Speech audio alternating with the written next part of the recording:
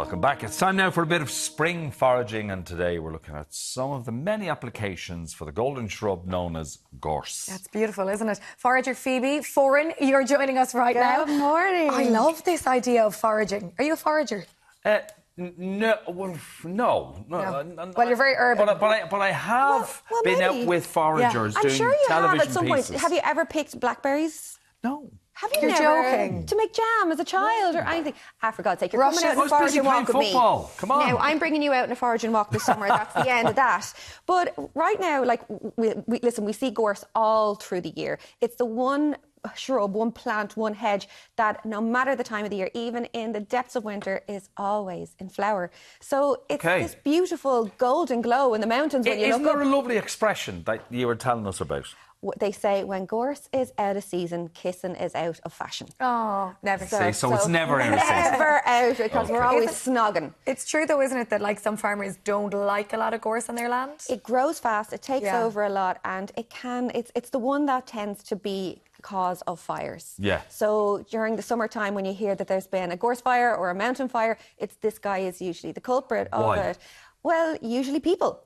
Yeah. Okay. So it can be either a fire has been set to try and clear a bit of it that's gotten out of hand. It can be somebody out hiking, a flick of a cigarette. It can be somebody being ridiculous and lighting a barbecue when they're out on their hike or whatever. And this guy here, it's dry, but it's also super oily inside it. Okay. So it's highly, highly flammable. So once it ignites, it'll take over like wildfire. Fun thing about it though as well is it's usually the first one to grow back after a fire as well. It's super resilient. Hardy, yeah. Super resilient. It'll always grow back. Okay. Well, I'm looking at these here and I'm thinking, if I pick this up, I could wind up with a few little dots in my hand. Like it's spiky. Very, spiky. Now, I did bring you some gloves if you feel that way inclined. It's a very, very spiky plant, so it has these very, very strong thorns. So when you are foraging it, it is one you have to deal with a lot of caution. So if I'm foraging it, I don't tend to be collecting the green spiky bits. It's these lovely little yellow flowers that I'm collecting. Yeah. These guys here are absolutely edible. And they have so much goodness to them. So particularly for your mood, they're a mood lifter, they're an anxiety reliever. So if you were to think of, the well-known spray, the Dr. Bach's rescue remedy that people use, one of the main ingredients in that is actually gorse. Because this... Who knew that? I didn't. News to me. No, me neither. So what, can we just eat them and feel less anxious? You can eat them. You can also make them as a bit of a tea. So you can literally pick them, and if you're gentle with your fingies as you're picking them, you can pick these little flowers straight off the bush, and then you have them, and you can go home with them in a little bag or with a little tub. And when you get home, you can literally put them into your little sieve. Add a few of them in. I would always add in things like other calmers, the likes of lavender. If it had chamomile flowers or whatever, you can add them into it as well. Cover them in boiling water. So this helps with anxiety. Sorry, I'm breaking up the whole Did you want a pair of gloves for your... No, sure, we're all right. I know. They're nice and gentle little one that you can have as just a really nice gentle tea that you can have in your life, and just to help to bring things down. It also a bit. smells like beautiful. It's kind of, is it a coconutty smell? It's a coconut smell, and a lot of people don't realise that when you actually pick it off the bush, if you scrunch it into your hand, give it a good scrunch, and you smell it, it has a very strong coconut flavour. Oh, it does. Much like Come back here. Much like sunblock.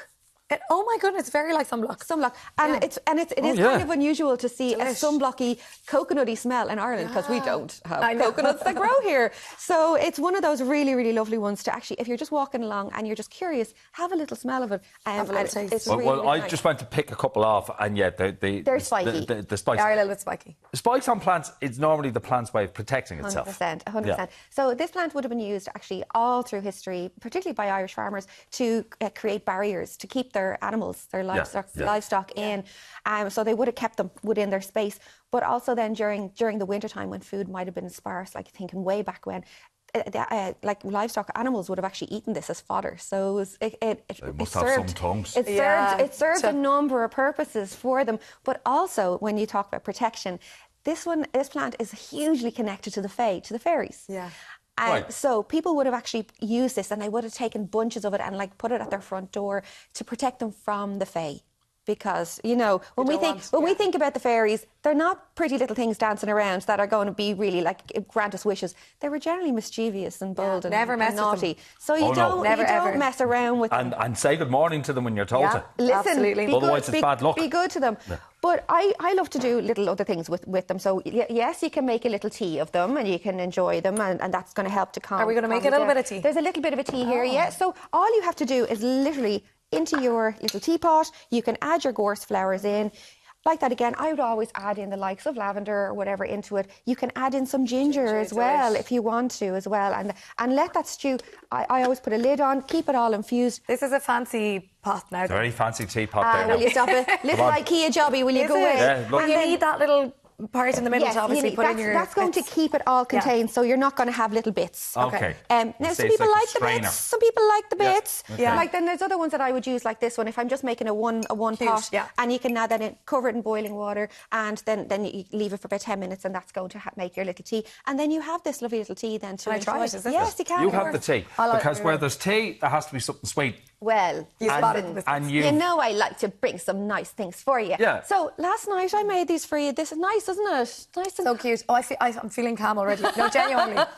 It's nice. There's something in it. You've still got 10 minutes of the show to do, so relax. I'll be sleeping on the couch beside Elaine over there. I made these little shortbread cookies last night for you guys. So the reason that I have them like with some coconut on them is because they have that coconutty smell, as we were. They don't have a huge, massive coconut flavour, but let's enhance that. So I made this. Would you like to have one there? I'd love to have one. Have a little. Does Pinocchio have a wooden Have a nose? little chucky. And as I said, the flowers are edible as well. Yeah. Cheers. So I just made a basic shortbread recipe. Mix in the flowers into the mix, and then I top them with the leftovers of the Easter egg bits that we have. Oh, so good. So using what we have in the house. Oh, yeah. Delicious. I'm never going to look at a gorse. Is it a shrub? It's a bush. It's a bush. It's a In the hedge. same way, Yeah, it's a hedge. yeah, it's a hedge. So it's just all these different. The thing is, it's a fantastic diuretic as well. Helps to cleanse you. So like even as you're drinking the tea, it's actually going to be it's really, really good for your insides. But also, if you mash it up in a pestle and mortar, those flowers, you can put it on your skin like a poultice for anti-inflammatory purposes. Wow. Oh, wow. Gorse All does it right. all.